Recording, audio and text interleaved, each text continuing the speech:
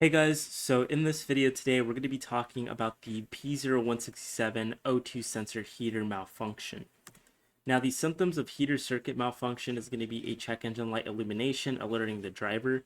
Now, you're going to have poor fuel economy, leading to increased fuel consumption, increased emissions, resulting in higher emissions of pollutants from the exhaust, delayed sensor activation due to the fact that the oxygen sensor from reaching operating temperature quickly, delaying its response, possible failed emissions tests due to the inaccurate sensor readings and increased emissions.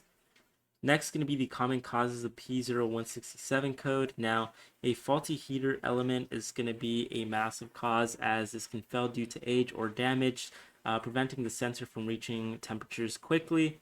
A blown fuse can also be a massive cause. You could always check it by pulling out the fuse and checking if the little coil is actually intact.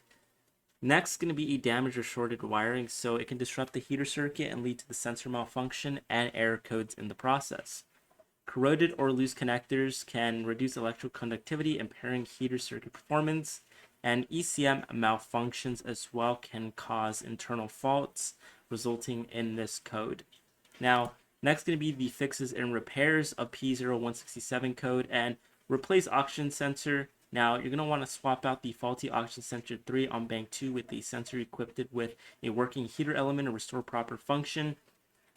Inspect and repair wiring if you have to, and check if have any damage or corroded, shorted, even wires that may be needed.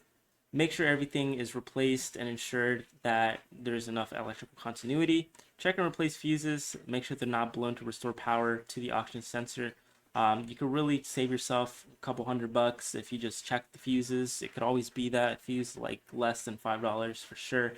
But anyways, test heater circuit resistance.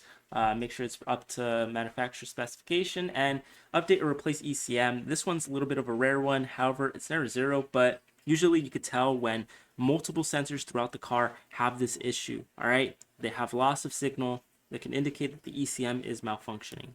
Anyways, thank you guys all for watching another OBD mastery video regarding P0167. Comment down below if you have any questions, and we'll be sure to reach out to you. And till then, thank you guys all for watching.